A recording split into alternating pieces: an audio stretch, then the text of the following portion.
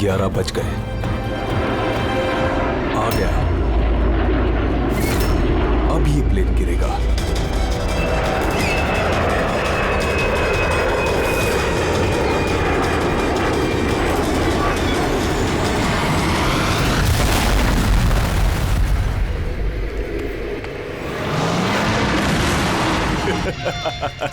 मजा आ गया।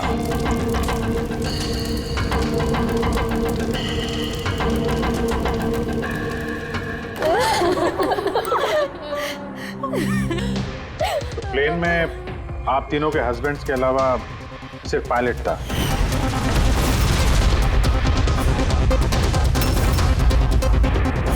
हाँ। और अभी तक उनकी कोई खबर नहीं मिली। देखिए, अथॉरिटीज से हमने पूरी पूछताछ की और उन्होंने बताया कि प्लेन में कोई तकनीकी खराबी नहीं थी। तो फिर आप लोगों को ऐसे क्यों लगता है कि ये एक्सीडेंट नहीं था, ये प्लेन क्रैश नहीं था, बल्कि किसी ने जानबूझकर इनका खून किया है? उन्हें कई दिनों से धमकी भरे कॉल्स आ रहे थे। देखिए, आप तीनों के हस्बैंड जाने माने बिल्डर्स हैं, तो धमकी वगैरह तो हो सकता है कि ऐसे कॉल्स आ गए हों, लेकिन एग्जैक्टली क्या हुआ था आप बता सकते हैं? हाँ, वो तीनों सूरत जा रहे थे कोई जमीन खरीदने, पर कुछ बिल्डर्स थे जो ये नहीं चाहते थे कि ये डील हो। हाँ सर, करोड़ों की डील थी, जरूर ये काम उन्हीं में से किसी का होगा। अगर धमकी भरे कॉल आ रहे थे तो आप लोगों ने पुलिस की मदद क्यों नहीं ली? सर, हम पुलिस के पास जाना चाहते थे, पर हमारे पतियों ने हमें रोक लिया। हेलो, कौन बोल रहा है? खबरदार, अगर उस सूरत वाली जमीन के बारे में सोचा भी तो, समझे? धमकी दे रहा है? धमकी दे रहा है मुझे? धमकी ही समझ लो तुम। कल सुबह 11 बजे अपनी जिंदगी की आखिरी सांस लोगे तुम। तुझे जो करना है कर ले, ये डील तो मैं करके ही रहूंगा। प्लेन क्रैश भी ठीक 11 बजे हुआ था सर। 11 बज गए।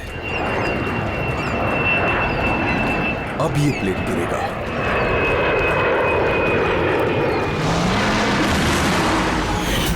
ये कोई सहयोग तो नहीं हो सकता? आप ही बताइए सर, क्या एक जमीन का टुकड़ा किसी इंसान की जिंदगी से ज्यादा कीमती हो सकता है? देखिए, मैं आपको प्रॉमिस करता हूं, जिस किसी ने भी ये किया है उसे हम सजा दिलाकर ही रहेंगे।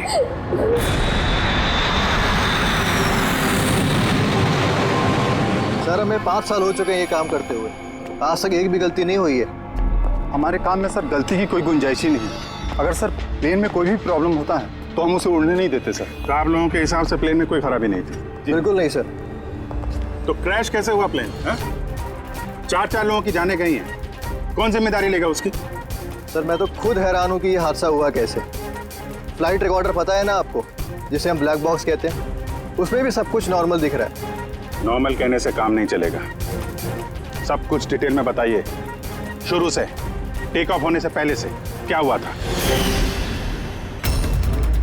हमने पूरा प्लेन चेक करके पायलट को हैंडओवर कर दिया। उसके बाद वो तीनों बिजनेसमैन प्लेन में बैठकर सूरत के लिए निकल गए।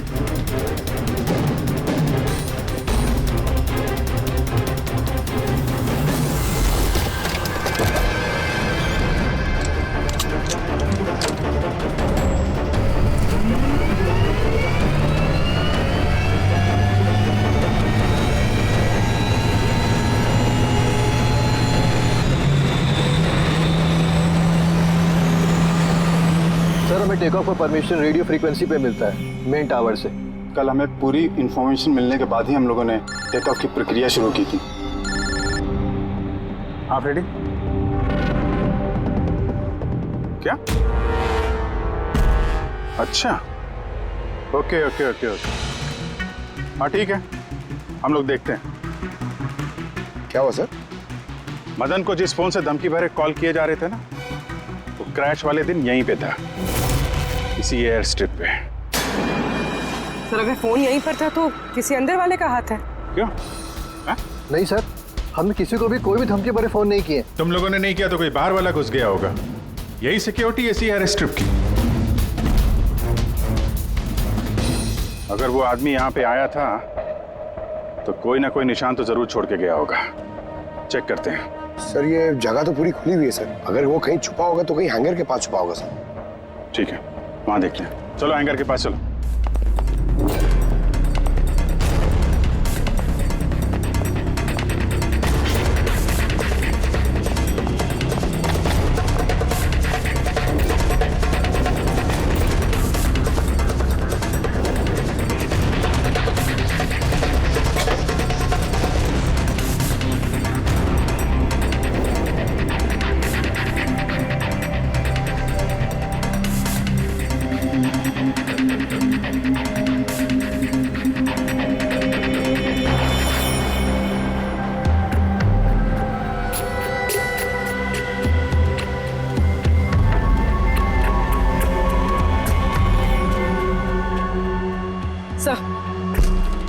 सर ये टूटा हुआ फोन मिला है। सर लगता है वो धमकी भरा कॉल इसी से किया होगा। हो सकता है तोड़ के फेंक दिया। रख लो, कुछ ना कुछ तो मिल ही जाएगा। कहाँ पे मिला था ये?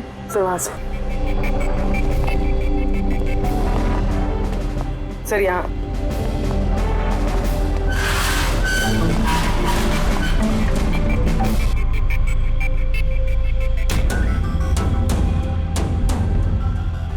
सर ये देखिए, ये कान जैसा कुछ लग रहा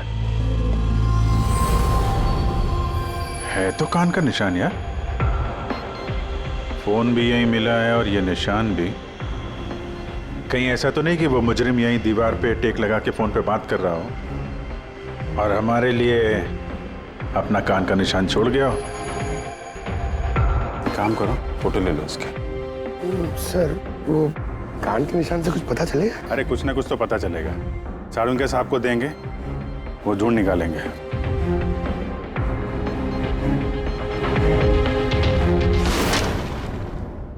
सर 2 लाशें मिल गई है, अंगद और मदन की। और सुमित और वो प्लेन का पायलट ढूंढ रहे थे, अभी तक पता नहीं चला। आप लोग प्लीज रोइए मत, हौसला रखिए। देखिए हम आपसे वादा करते हैं, आपके पतियों का खूनी नहीं बचेगा हमारे हाथों से। सर हाँ सर, वो फोन तो मिल गया जिसे धमकी भरे कॉल किए गए थे, लेकिन सर हमारे वहां पहुंचने से पहले खूनी ने फोन तोड़ दिया ताकि हम उस तक पहुंच ना सके। सर हम जानते हैं सब किसने किया। जानती हो किसने किसने किया खून? रणदीप और शशि ने। रणदीप और शशि कौन है? हा? सर ये दोनों भी बिल्डर्स हैं। ये नहीं चाहते थे कि हम तीनों के पतियों की वो डील सक्सेसफुल हो। जानता था, मैं जानता था इस जुर्म का सारा इल्जाम हम दोनों पे ही लगने वाला है। आपकी तारीफ। सर यही है वो दोनों खूनी, रणदीप और शशि। पता नहीं इन औरतों की हमसे क्या दुश्मनी है, चाहे कुछ भी गलत क्यों ना हो, ये हम पे इल्जाम लगाती हैं। और एक बार पहले भी इन्होंने हमें झूठे इल्जाम में गिरफ्तार करवाया था। अच्छा, किस जुर्म में गिरफ्तार करवाया था तुम्हें? जरा हमें भी तो बताइए। सर जब पहली बार अंगद को धमकी भरे कॉल्स आ रहे थे तो मैंने ही पुलिस में रिपोर्ट लिखवाई थी इस रणदीप के खिलाफ, और पुलिस ने मुझे गिरफ्तार भी कर लिया, पर बाद में मैं निर्दोष साबित हुआ। हाँ सर, असल में वो धमकी भरे फोन कॉल उन गांव वालों के थे जिनकी जमीन ये लोग लेना चाहते थे। हाँ तो वो गांव वाले अब भी जेल में हैं। तो ये गंदी हरकत तुम लोगों के अलावा और कौन कर सकता है? देखा सर, फिर से हम पर इल्जाम। अगर ये हमने किया होता तुम सीआईडी के पास क्यों आते? कोई बात नहीं, बहुत जल्द दूध का दूध और पानी का पानी हो जाएगा। हाँ? क्योंकि हमें वहां पे मुजरिम के कान का निशान मिला है। तो बस उससे तो हम पता लगा ही लेंगे कि खूनी है कौन। ये दीवार पर जो गीला पेंट था उस पर जो ये कान का प्रिंट है, इस कान के प्रिंट को देखो, कुछ दिखाई देता है कान पर? इस कान के प्रिंट पे स्टार जैसे कुछ शेप का इम्प्रिंट है। और एक बात और, ये जो मुजरिम है ये समुद्र के आसपास रहता है। ये कैसे पता चला सर? मैं बताता हूं। ये फोन के जो टूटे हुए टुकड़े हैं, इस पर मुझे कुछ समुद्री रेत और मछली के कांटे के टुकड़े मिले। अच्छा अच्छा, तो जब उस आदमी ने अपने जूते से इस फोन को तोड़ा होगा तो वो रेत और मछली के कांटे उसके जूते से निकल के फोन में चले गए। जूतों में रेत और मछली के कांटे, हो सकता है ये आदमी किसी फिश मार्केट के आसपास रहता हो। फिश मार्केट तो है ना यहाँ पे दो, एक वर्सोवा जेट्टी पे और दूसरा मड आइलैंड पे। बस अब अपना काम हो गया। दोनों फिश मार्केट में जाकर पता लगाओ, देखो ऐसा कोई है क्या जो कान में स्टार की शेप की ईयररिंग पहनता है।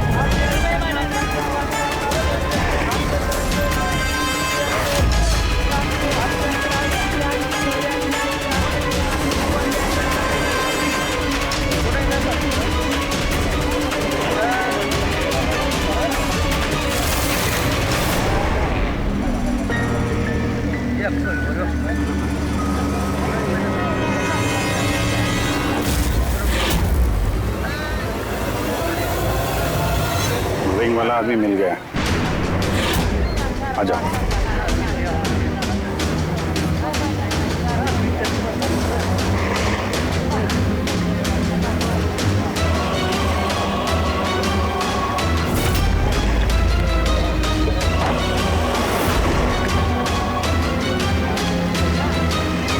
किसी से मीटिंग होने वाली है।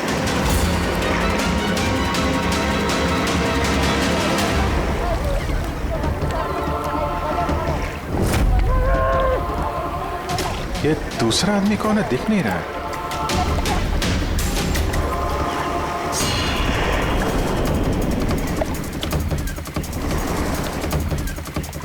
ये तो सचिन है।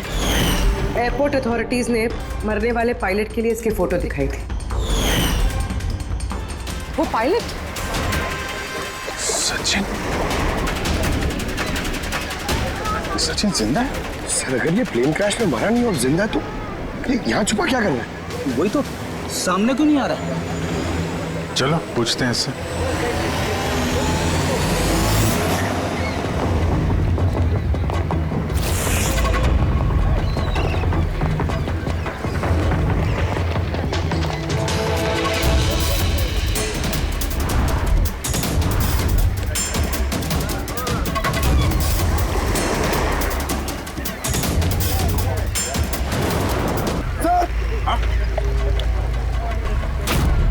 क्या सचिन जिंदा है? ऐसा नहीं हो सकता सर, हमने खुद अपनी आंखों से उसे प्लेन में चढ़ते हुए देखा है। सर इतने भयानक हादसे में उसका जिंदा रहना मुमकिन नहीं है सर। अरे यार, पैराशूट वगैरह से कूद गया हो तो? नहीं सर, अगर पैराशूट लेके कूदता तो किसी ना किसी की नजर जरूर पड़ती उस पर। हमसे कुछ मिस तो नहीं हो गया ना? क्या क्या बोल रहे थे तुम? क्या मिस हुआ होगा? नहीं सर, कुछ नहीं। तुम्हारी बातों से तो साफ साफ लग रहा है कि तुम लोग कुछ छुपा रहे हो। क्या बात है, बताओ बताओ जल्दी। सॉरी सर, हमसे वो थोड़ी सी गलती हो गई। कैसी गलती? सर जब प्लेन टेक ऑफ हुआ तो हम वहाँ थे ही नहीं। इतनी बड़ी गलती कैसे कर सकते हैं आप लोग? हैं? सर वो प्लेन जब रनवे पे दौड़ रहा था सर, कुछ धमाका हुआ सर। कैसा धमाका? सर किसी ने दिवाली का बम फोड़ा था, तो हम लोग उसको देखने के लिए गए कि कहीं कोई सीरियस बात तो नहीं है। अरे ये तो पटाखा है। और सर जब हम वापस चल के आए तो पता चला कि प्लेन उड़ चुका था सर। ये उस दाढ़ी वाले का ही काम होगा। इन लोगों का ध्यान भटकाने के लिए। हाँ, पर अभिजीत क्यों? क्या मकसद हो सकता है इनका ध्यान भटकाने में? कुछ ना कुछ तो गड़बड़ है अभिजीत। ये जब धमाका हुआ तब प्लेन एयर स्ट्रिप पे कहां था, वो जगह दिखाओ। आइए सर। चलो दिखाओ। आइए।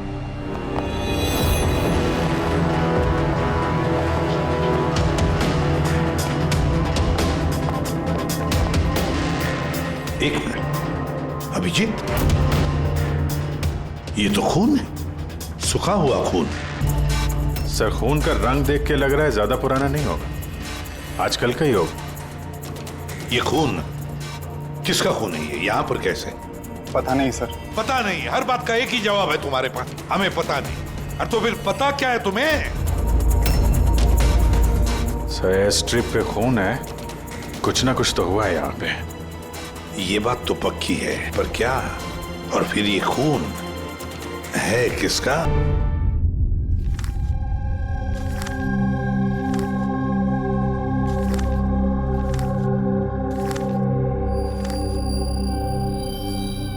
बस पता चल गया, एयर स्ट्रिप पे जो खून था वो किसका था। किसका था? ये पायलट सचिन।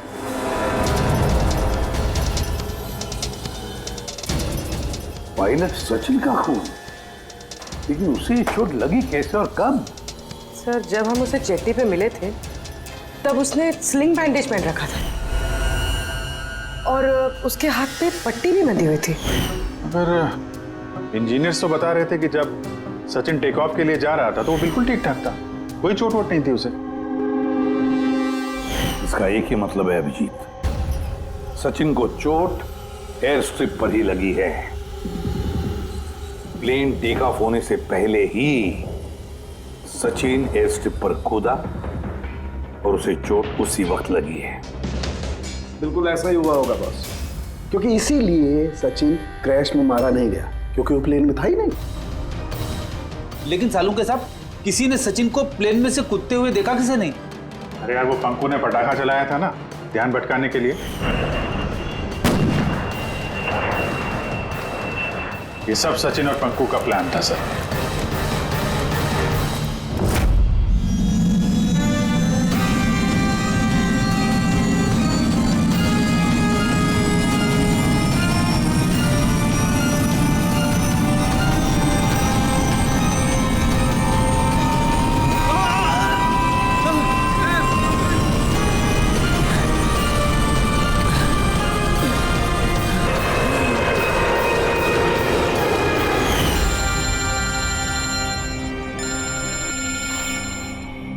हेलो,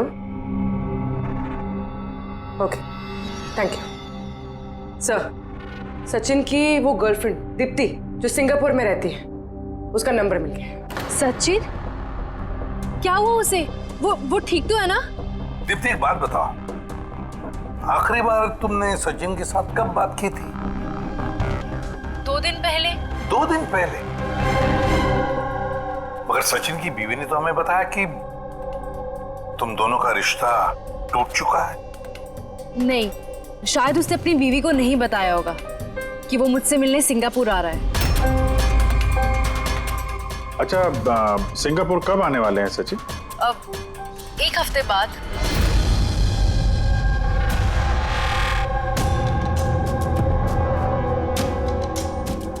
अच्छा, और क्या क्या बातें हुई तुम्हारी 2 दिन पहले? वो कह रहा था कि उसे ढेर सारा पैसा मिलने वाला है और फिर हम एक नई जिंदगी की शुरुआत कर सकते हैं। वैसे आप सब ये सवाल, सचिन ठीक तो है ना? घबराओ मत, सचिन को कुछ नहीं हुआ है और अगर जरूरत पड़े तो हम तुम्हें फिर फोन करेंगे। Thank you. कहीं दीप्ति भी तो नहीं मिली हुई है सचिन के साथ इस सारे प्लान में? पूरी एक काम करो, सिंगापुर पुलिस को सारे डिटेल्स भेज दो और उनसे कहो कि वो इस दीप्ति पर नजर रखे हैं। सर, हाँ? सचिन की वाइफ से बात हुई, उसका कहना है कि सचिन का पासपोर्ट घर पे ही है। क्या? सचिन का पासपोर्ट घर पे है और सचिन सिंगापुर जाने की प्लान्स बना रहा है? कहीं ऐसा तो नहीं कि सचिन ने नकली पासपोर्ट बनाया हो?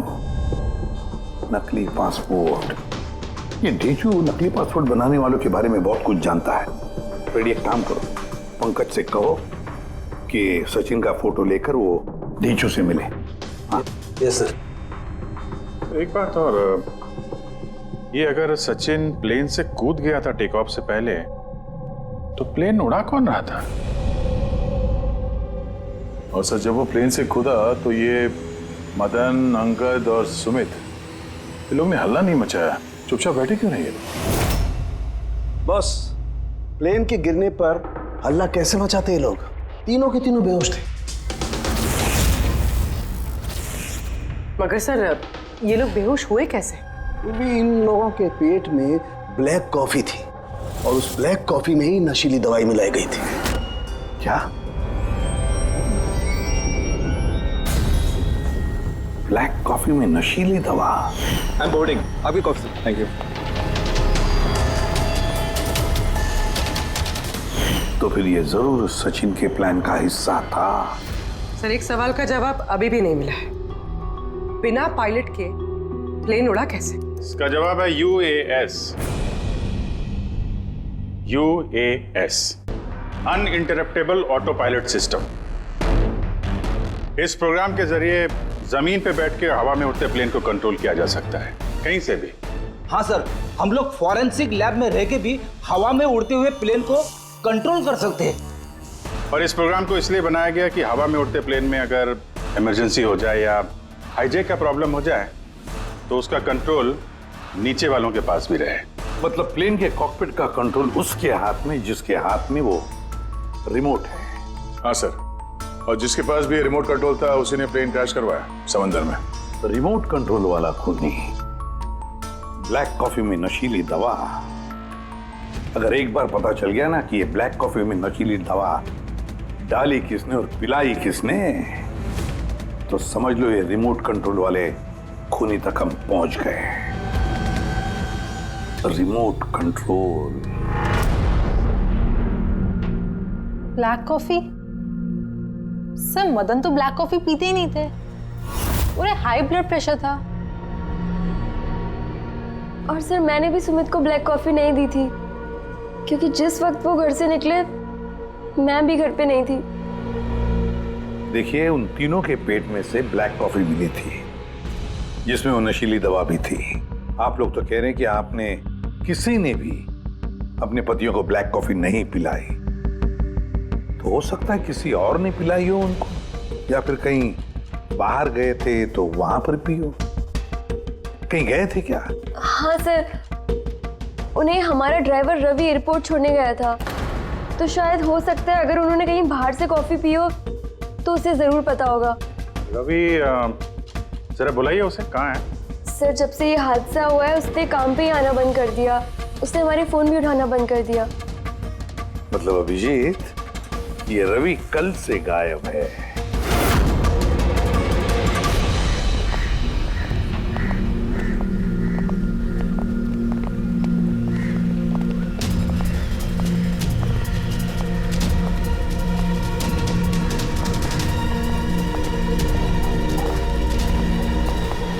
एक्सक्यूज मी, हटिए जरा, क्या बात है, क्या हुआ? देखिए सर, यहाँ से बहुत बदबू आ रही है और अभी पुलिस को भी फोन किया है, अभी तक कोई आया नहीं है। हम लोग CID से हैं।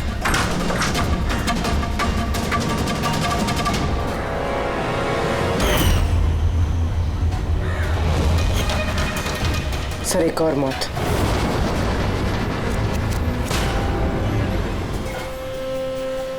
अच्छा, जस्ट फॉलो मी।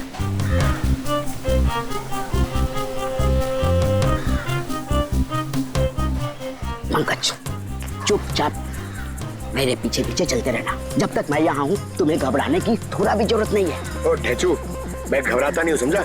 मैं CID से हूँ। चुपचाप चलो, फॉलो मी। इधर चलो।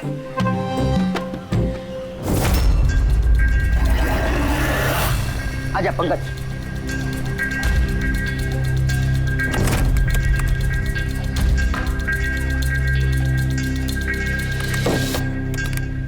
क्या दोस्त, सुना है तुम बहुत अच्छा पासपोर्ट बनाते हो? किससे सुना? मेरे एक दोस्त ने बताया। दोस्त? कौन दोस्त?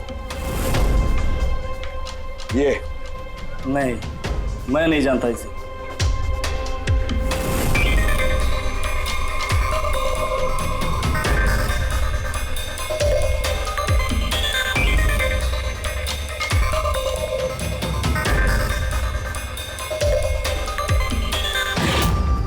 ये दोस्त है तुम्हारा? तुम्हें कोई शक है? बहुत अच्छे से जानता हूँ इसे मैं। इसका पासपोर्ट भी रेडी पड़ा है, बनकर मेरे पास। अरे वाह, फिर तो मेरा भी पासपोर्ट बन जाएगा ना? बन जाएगा, लेकिन 2 पेटी लगेगा। अरे यार देता हूँ ना तेरे को 2 पेटी। बोल क्या चाहिए तेरे को? 2 पेटी आम चाहिए, 2 पेटी सेब चाहिए, क्या चाहिए? ए शाने, 2 पेटी मतलब 2 लाख। 2 लाख? 2 लाख। चलिए बता, नाम क्या लिखना है तेरा पासपोर्ट पर? Sub inspector Pankaj, CID. CID? हाँ, सीआईडी। अरे मैंने क्या बिगाड़ा है तुम्हारा?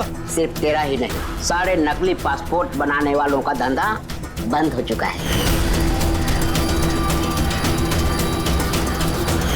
जो सवाल मैं पूछूंगा ना, उसका सीधे सीधे जवाब दे, वरना 2 लाख उठक बैठक कराऊंगा यहाँ पे तुझे, समझा? पूछो क्या पूछना है? ये अपना नकली पासपोर्ट लेने कब आने वाला है? पता नहीं। पता नहीं? आज शाम को। देखा पंकज, ढेर चुका कमाल।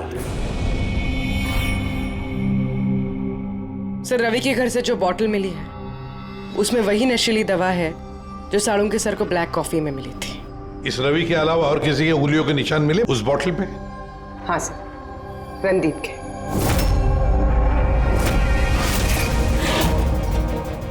रणदीप, ये रणदीप ब्यूरो में आकर जोर जोर से चिल्ला कर अपनी बेगुनाही साबित करने की कोशिश कर रहा था। पहले उसने रवि का इस्तेमाल किया खून करने में, फिर रवि को ही मार डाला। सर, मैंने रणदीप को कॉल भी ट्राई किया, लेकिन उसका फोन बंद आ रहा है।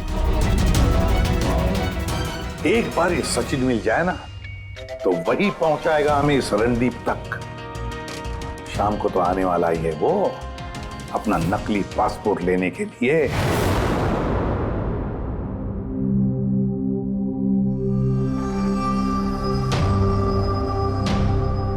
मेरा पासपोर्ट रेडी है? हाँ, तुम एक काम करो, अपना पासपोर्ट उससे ले लो, उसके पास है। अरे यार जल्दी करो, मेरे पास ज्यादा टाइम नहीं है। सही कहा तूने, तेरे पास तो बिल्कुल भी टाइम नहीं है।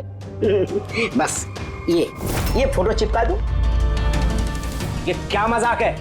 मजाक नहीं है, ये सीआईडी का तोहफा है। सीआईडी?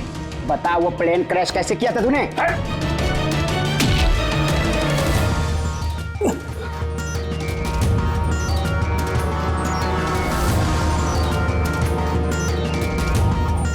सीआईडी से भाग के टेक ऑफ करना इतना आसान नहीं है। इमरजेंसी लैंडिंग करनी पड़ जाती है मुजरिमों को। पैसों के लालच में अंधा हो गया था मैं।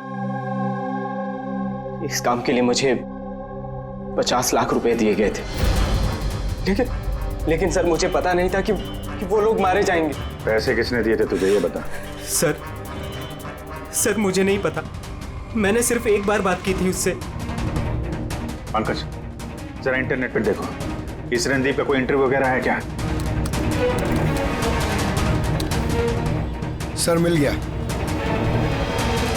मैं अपनी कामयाबी का पूरा श्रेय अपनी कड़ी मेहनत और सच्चे लगन को देता हूं कि इस दुनिया में कुछ भी नामुमकिन नहीं है। मैं कहां था और कहां आ गया। सर ये उसी की आवाज है सर, आई एम श्योर ये उसी की है। आवाज रणदीप की और वाइल पे उंगलियों के निशान भी रणदीप के। रणदीप,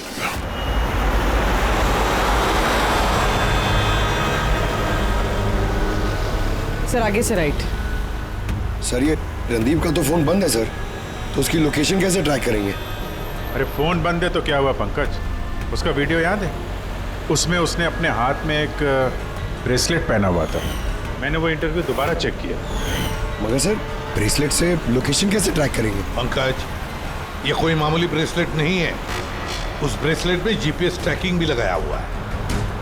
और ऐसी ब्रेसलेट ज्यादातर ये टाइप 1 डायबिटीज वाले ही पहनते हैं। ब्रेसलेट में जीपीएस होता है सर? हाँ, ताकि अगर मरीज की तबीयत अचानक अगर खराब हो जाए या उसे चक्कर वक्कर आ जाए तो उसके परिवार वाले जीपीएस के सहारे उसे आसानी से ट्रैक कर सकते। पर सर ये जीपीएस बता रहा है कि रणदीप कुंदूवाड़ी में।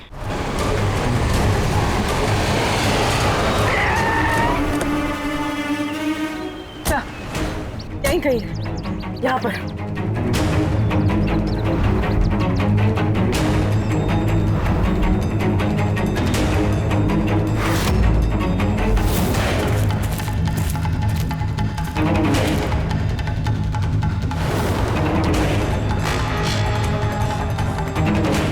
इस तरफ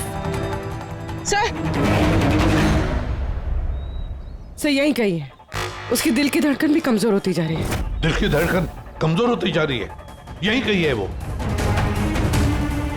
देख, ये मिट्टी अलग क्यों लग रही है? कहीं इस मिट्टी के नीचे तो नहीं? हो सकता है।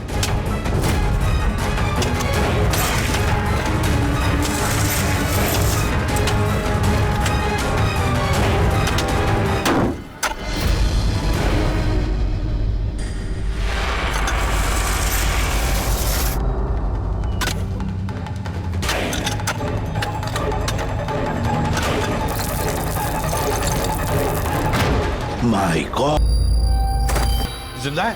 अच्छा सर, हम तो सोच रहे थे ये रणदीप खूनी है, पर यहाँ तो कोई उसकी ही जान लेने चला था। सर मुझे नहीं लगता कि रवि का खून रणदीप ने किया होगा, क्योंकि ब्यूरो से निकलने के बाद उसकी ब्रेसलेट की लोकेशन यहीं पर थी। वो और कहीं गया ही नहीं। मतलब जिसने भी सचिन को पैसे दिए वो रणदीप नहीं, कोई और ही है।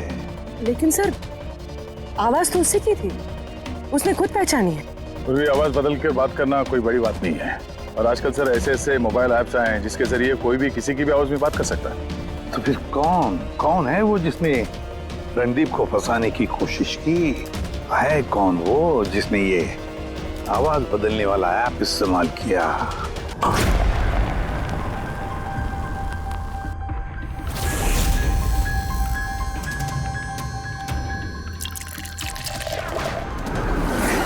चीयर्स। चीयर्स अनीरा जी, चीयर्स। आइए। आई। मुबारक हो अनीरा जी। मुबारकबाद? वो किस लिए? उस ऐप के लिए, वो ऐप जो आपकी कंपनी ने बनाया जिसकी वजह से कोई भी इंसान अपनी आवाज बदल सकता है। जी। डेमो सुनेंगे? अनीरा जी, अब तुम अपने जुर्म के लिए जेल जाओगे। अनीरा जी, अब तुम अपने जुर्म के लिए जेल जाओ। ये क्या मजाक? ये मजाक नहीं है। इसी डिवाइस से तुमने रणदीप को फंसाने की कोशिश की थी ना? पूर्वी, अरेस्ट करो इसे। चलिए मैडम।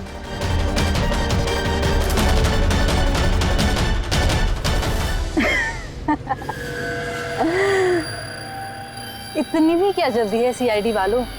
जरा उधर तो देखिए। जाने दो उसे। बेवकूफी छोड़ दो ये। छोड़ो उनको।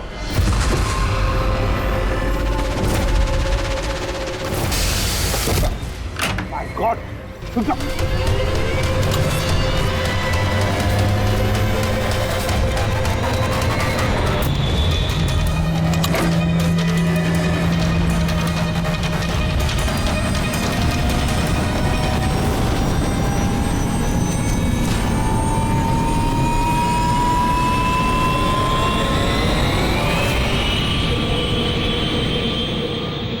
Goodbye, CID.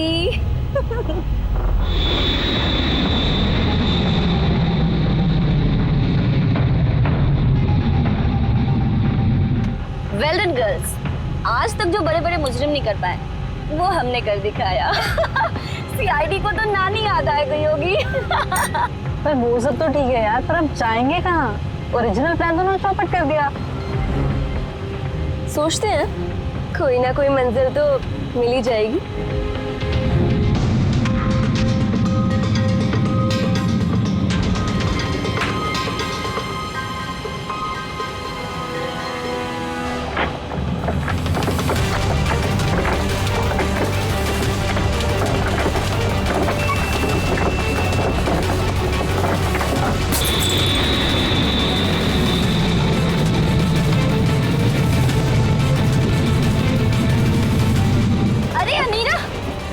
से प्लेन उड़ा रही हो तुम? अरे मैं नहीं चला रही हूँ यार, तुमने तो कहा था ना कि तुम्हें प्लेन उड़ाना आता है। अरे मैं ये नहीं कर रही हूँ, ये अपने आप हो रहा है।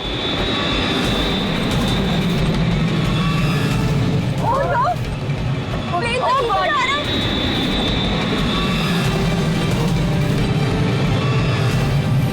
लगता है हमारी यूएस टेक्नोलॉजी किसी को पता चल गई क्या? मगर कैसे?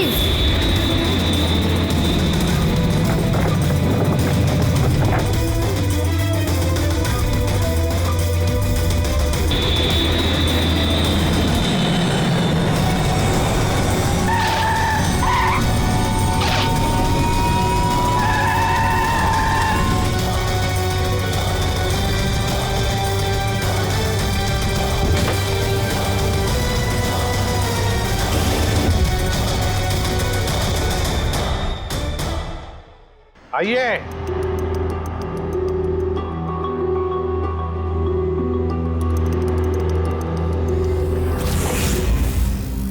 जिस देश में औरतें अपने पतियों की लंबी उम्र के लिए व्रत रखती हैं, कोई ऐसा भी कर सकता है कि अपने ही पति का खून कर दे? बहुत ठोस वजह रही होगी आप लोगों के पास। हाँ, वजह थी। हमारे पति कोई दूध के धुले हुए नहीं थे। हाँ, लोगों को तो वो ऐसे दिखाते थे कि वो हमसे बहुत प्यार करते हैं, पर घर में कुछ और ही कहानी होती थी। ना हमें उनसे प्यार मिला और ना ही वफादारी। अंगद ने तो कई बार रिया पर हाथ भी उठाया था। हॉस्पिटल में भी भर्ती हुई थी वो। इन सब से तंग आकर हमने अपने पतियों को धमकी भरे कॉल्स करवाए और सोचा मौका अच्छा है तो हमने उन्हें मरवा दिया।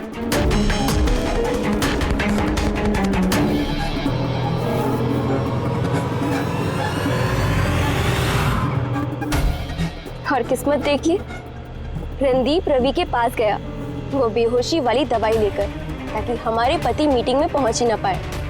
और ये चीज भी हमारे काम आ गई। तो रवि की वफादारी का फायदा उठाया तुमने, हाँ?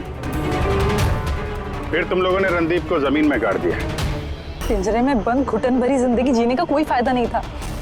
हमें आजादी की हवा में सांस लेनी थी। आजादी की हवा में सांस लेने के और भी तरीके होते हैं अनीरा जी। पति को मारना सबसे गलत रास्ता। सही होता अगर तुम पतियों से अलग हो जाती, लेकिन नहीं, तुम तीनों ने ऐसा रास्ता चुना जो तुम्हें घुटन भरी जिंदगी तक ले जाएगा, और वो भी जेल की सलाखों के पीछे।